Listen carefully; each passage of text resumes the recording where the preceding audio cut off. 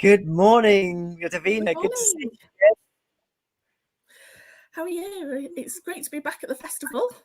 It is, isn't it? I mean, I'm delighted to be here. It's Tuesday morning. We've got a whole range of things that are taking place across the day. And I've just had a fantastic Instagram live session with Kevri talking about her research on air pollution, which was just fantastic to hear. It's incredible work that she's doing. It is, yes, and it's great that the festival provides a good platform for all our researchers to explore and tell people about their research. And of course, Kevri's research about climate change is really important at the moment. Lots of interest around environmental sustainability, so that's great There to hear. sure is. And if you are joining us for the first time, this is ReFest, the Festival of Research at the University of Salford. And we have things happening all week up until, I think Friday is our final day, isn't it, Davina?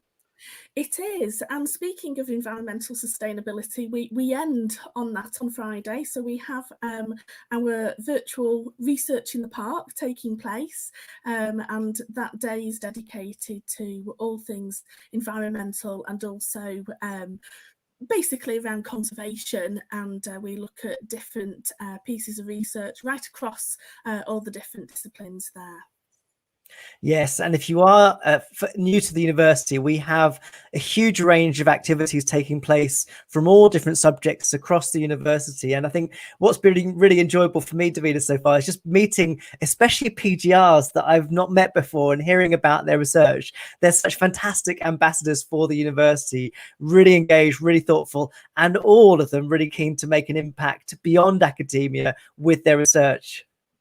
Yes, absolutely. And I think one of the critical things about PGRs is they contribute so largely to the research landscape, particularly at Salford, but right across the wider research landscape. So it's really good to give them that platform. And today we'll be looking at cafe research. That's what we've got taking place today. And we kick off all around PGR, what PGR life is like and how to access PGR. So if you're thinking about potentially going into doctoral research, we've got a session this morning about that. And then looking at the wider researcher community, sometimes on the fringe, but still an essential part of academia. So we have a talk around the technician's contribution as part of the technician's commitment, and we've got an invited speaker from the Midlands Innovation Unit to come and tell us about what they're doing and share their practice. And then later on at lunchtime we have a presentation by the AI Foundry, talking about the connections between research and industry and how we can make those connections and support those connections moving forward. So cafe research, we're talking living, breathing, all about research, but focus on the periphery as well as what we know centrally to be research. So it's a great way to shine a spotlight on those activities as well. So looking forward to that later today.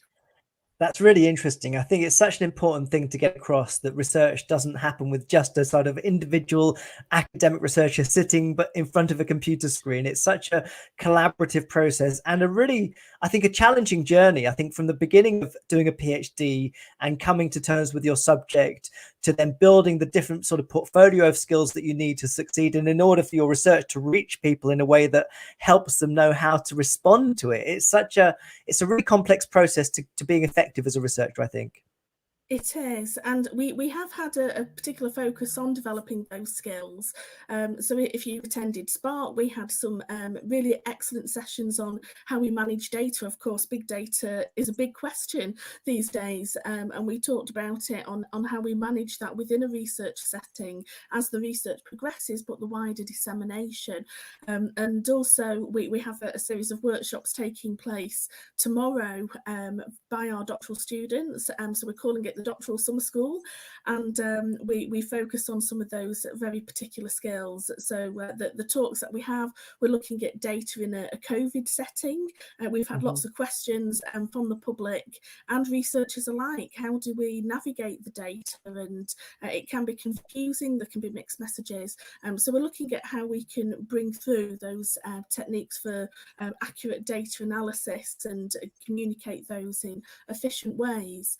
And then we're we're also looking at qualitative data, which is really important.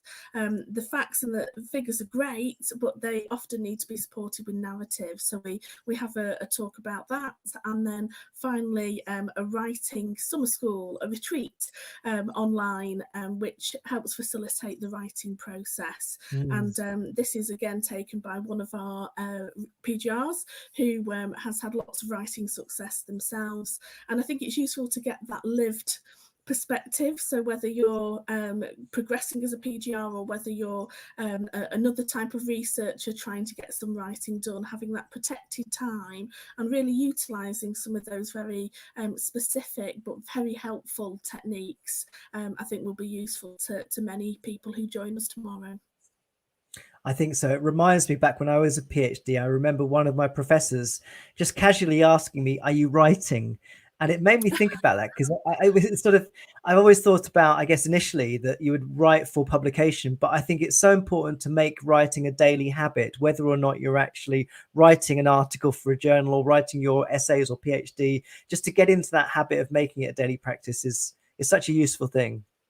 It is, and it's that sense of little and often sometimes, and it's breaking the massive test, particularly if you're writing a thesis, which is a huge undertaking to do in one big step. So to break those large steps down into smaller, more bite-sized chunks makes a lot of sense. And as I say, it's this sense of little and often, but there'll be the opportunity to put that into practice tomorrow, and that's tomorrow morning as part of our doctoral summer school. Yeah, and these sessions that we have on YouTube and Twitter during the festival are all badged as Meet the Researcher sessions. So it's really nice to have you here to learn a bit more about what you do, but also your journey to Salford. So maybe just give us a bit of a background to how do you end up in the role that you have, and flesh out what that involves for you. Sure, yeah. So my role is researcher developer at Salford, and that's really my area of research and expertise. As you can probably see behind me, I have a couple of pull-up banners, and these are focused on confidence, so confidence leadership, and a book that I wrote called Ketchup, which is all about developing confidence. The idea being, like a condiment, like ketchup, it enhances what's already there. So my area of research and interest is all around developing confidence, and I've been within a higher education setting now for almost 20 years, which is quite scary when I say it like that. But my role has always been supporting researchers at different levels, and that's where my area of interest is.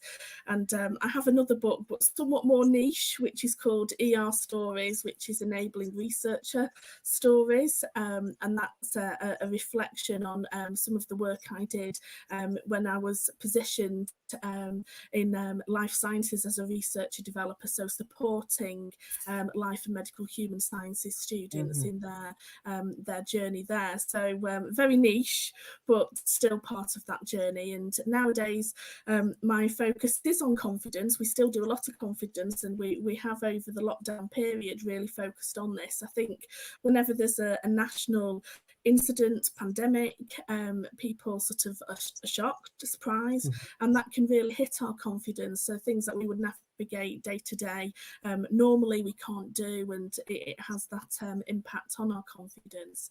So still looking at confidence, but more recently moved into failure.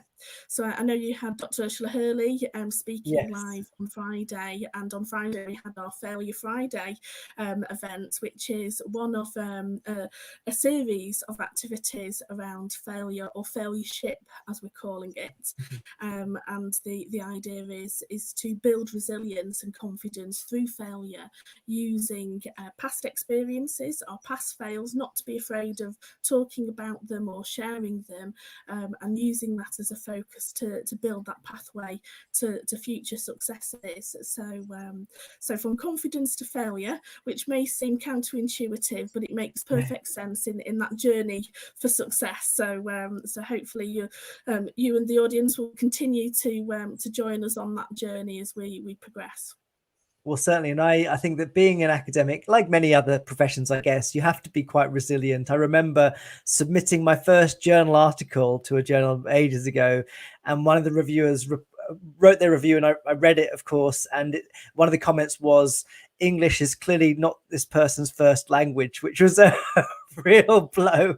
And I think it's often the case that you look back on what you've done in the past and sort of cringe sometimes, because you feel hopefully that you've progressed in what you're doing. But I think building resilience as a researcher is such an important thing, to just being able to stay active and feel confident in what you're doing.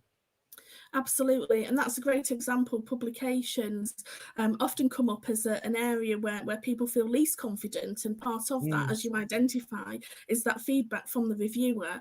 And sometimes we have to reflect their position is to review the content, not to be nice to us, and they're usually not. So if we can sort of build and prepare for that, knowing that we may not get anything very complimentary, but it's part of this process of building a better copy, and actually they're interested in making this the best copy, so our publication is high quality. So part of a bigger process, it seems less daunting and less personal, but of course it can be very difficult in that situation. It feels very personal and sometimes difficult to deal with, but we have some strategies which you can use to help build that resilience. And am I okay to share a couple with you now? Would that be all right? Yeah, please do. So some strategies that you can use to build that resilience. So the first thing is to identify 3 strengths which you find personally, and the evidence to support your strengths, because in research evidence is important. So let's use what we know as researchers to underpin our own thinking. So 3 strengths and 3 pieces of evidence for that. So that may be a piece of positive feedback. It may be that you've been an invited speaker to a conference. You've been accepted for that publication in the first instance. So it may actually be something personal and not in the professional domain, but 3 strengths. And it's important to have those and write them down and see them on a regular basis. And this builds our resilience.